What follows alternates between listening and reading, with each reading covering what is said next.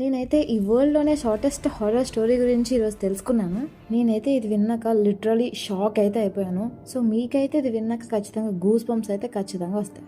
అమెరికాలో ఒక కపుల్ ఉండేవాళ్ళు. వాళ్ళకి చాలా డేస్ నుంచి పెద్ద పెద్ద గొడవలు అవుతూ వస్తూ ఉన్నాయి. సో వన్ ఫైన్ డే ఇలాగే గొడవలు ఆడుకుంటున్న టైంలో వాళ్ళ హస్బెండ్కి ఎంత కోపం వస్తుంది అంటే ఆయన తన వైఫ్ని చంపేసి ఒక ప్లేస్కి తీసుకెళ్లి మట్టిలో కప్పెట్టేస్తారు. వీళ్ళకైతే ఒక కొడుకు ఉంటాడు.